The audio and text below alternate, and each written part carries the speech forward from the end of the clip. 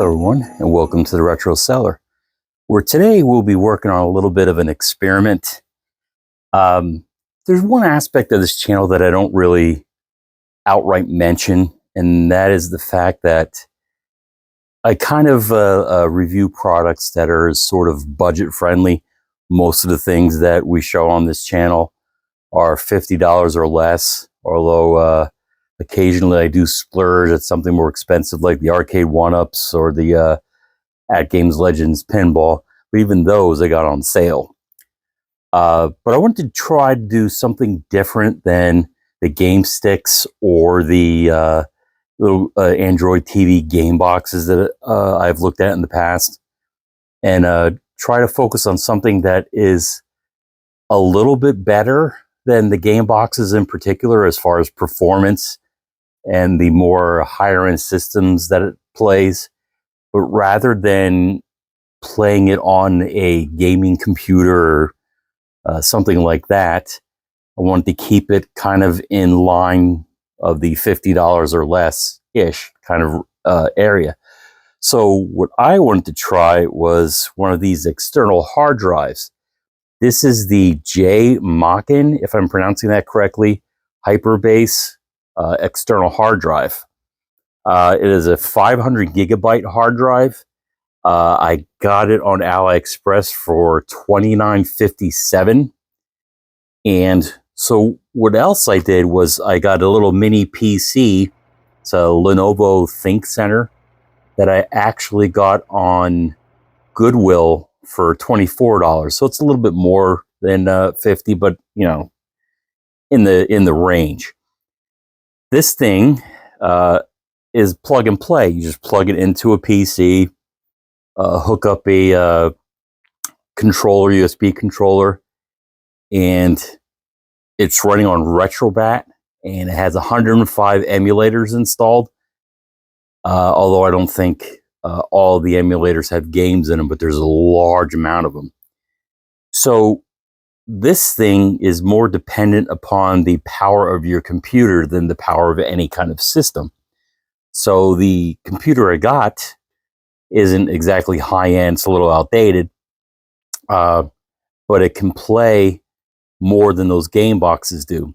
So if you plug this thing into, you have a top-of-the-line computer, gaming computer, this should be able to play things as high as the PlayStation 3.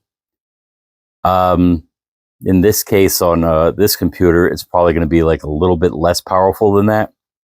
So there's not much as far as specs other than what I have already said about it, because it's a hard drive and not a system. And I'm not going to really delve into the specs on this mini PC that I got. But I'm not going to spend too much time actually looking at it, because that's it. It's a hard drive. It has a little cable attached. You plug it in and you're good to go. There are other ones of these that are a little bit less plug and play. You sort of have to configure the computer to read the drive. With this one, you don't. And but since it's running on Retrobat, it is highly customizable. If you're into sort of tweaking it to increase the performance of it, performance of the audio, all that kind of stuff, you can do it. You can customize everything on it as you do anything with Retrobat, RetroArch, or anything like that. So why don't we just plug this thing in, show you a lot of the emulators that it plays, its performance. We're not going to look at everything because we would be here for hours just delving through it. So we'll take a look at it and see if this is something that you would add to your video game collection. Okay, what we're looking at here is the main menu of the hard drive. And as mentioned, this is Retrobat. So let's go up and down and take a look at some of the emulators that are on here. You can see here's a PSP, PS3, Supervision, all games, arcade, favorites, light gun games, that of which you would need a special type of light gun that works with modern TVs. Last played games.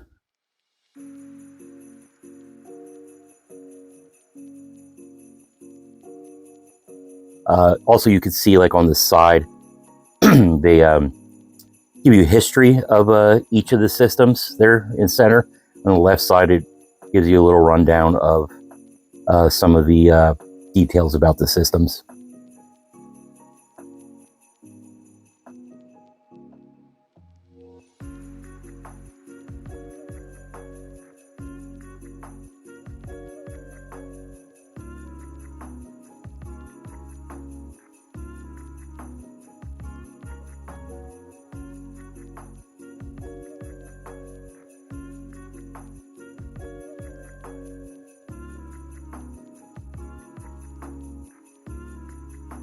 And that is actually us back where we started.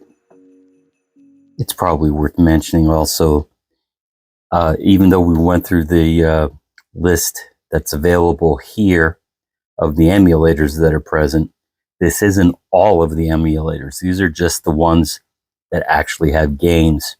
If you were to add your own ROMs to any other system not listed here, once you do that, it would populate on this menu. So this isn't a comprehensive list.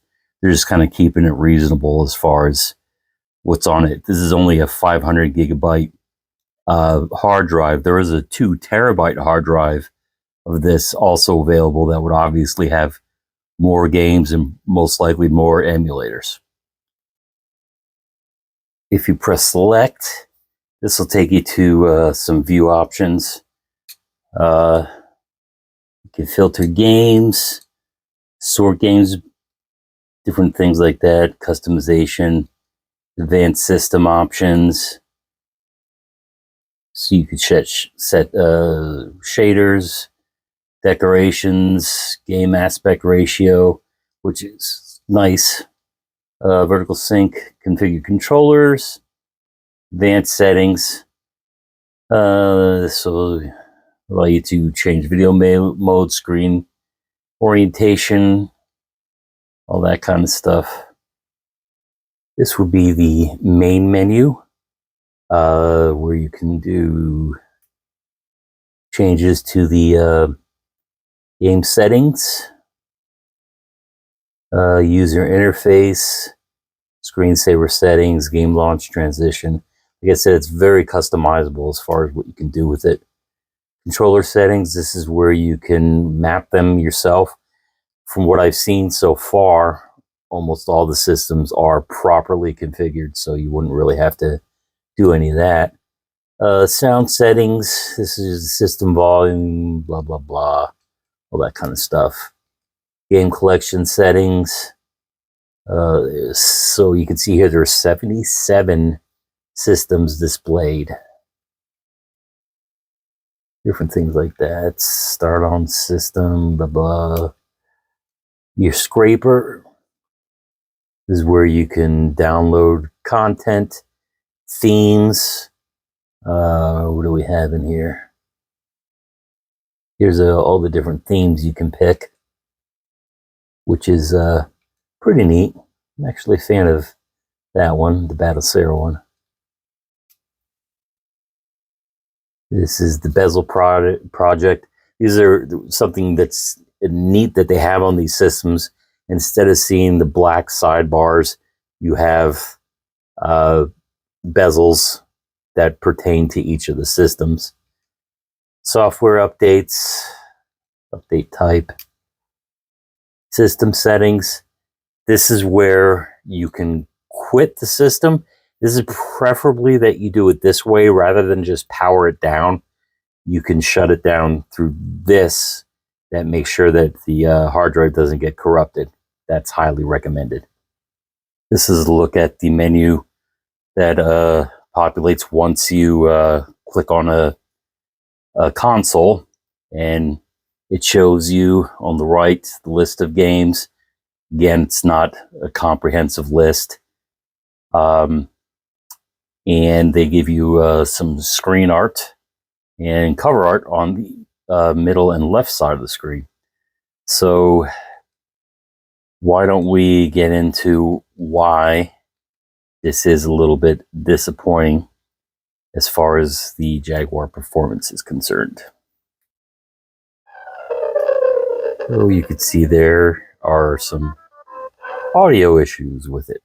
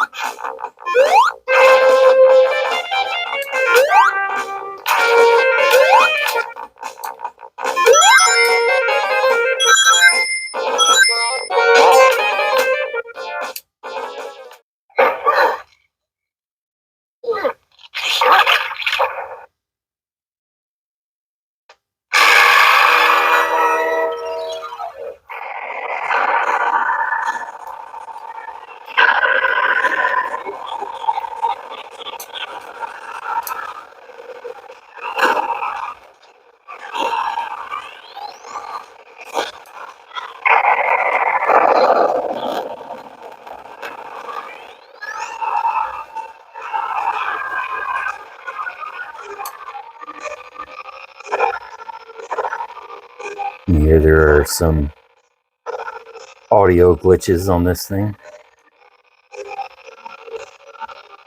Frame rate appears to be a little off as well.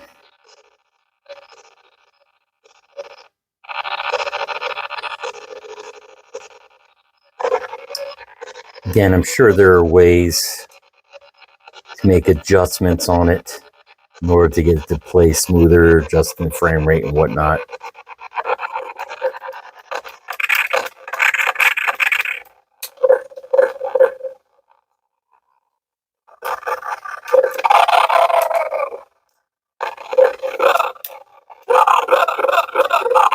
So, again, out of the box without doing any tinkering, this is what you get out of the Sega Saturn. Pretty much unplayable unless you like audio glitches and playing in slow motion.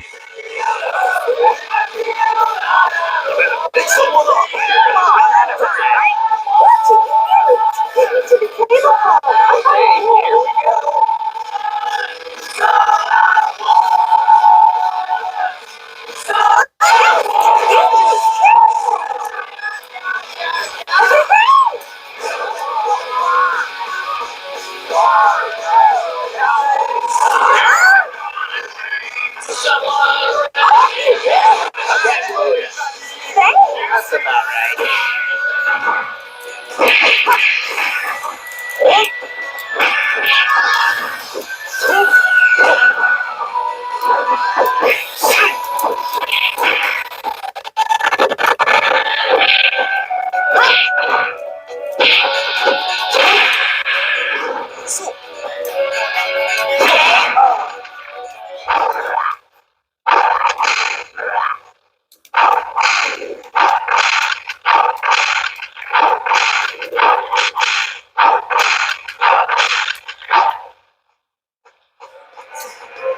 So for some reason, most of the games that they have for the PlayStation Portable are garbage games that you've never heard of.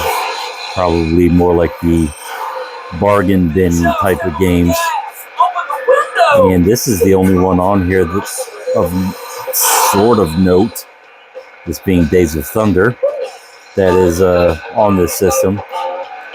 It's performing all right, so I don't know why they don't have better games on here. So now we're going to step it up a little bit. Most likely the PS2 is not going to play if some of the more lower end ones don't. And this probably won't even play no matter how you try to reconfigure it. And I think that is more or less because of the PC I'm playing it on than anything. So we're going to try Gradius 5, the PS2, and see if it even loads. Here we wait, and it won't even load. Bummer. And that's the only game they have on it. So just for poops and giggles, we're going to try the PS3, see if they have anything on it. Castlevania being the only one. If this even boots up, I'll be surprised. If it doesn't, then that is our look at the JMachen External Hard Drive.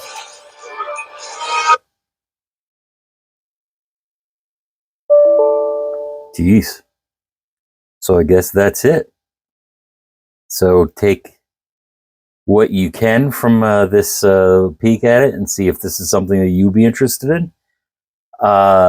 Again, on a better PC, these will probably run.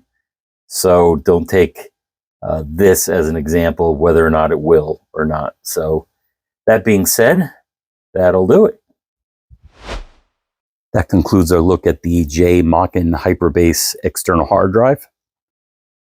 If you're a video game collector and you don't feel like dragging out your old systems and all the games that they have, this is a good way to play them, a simpler way to play them.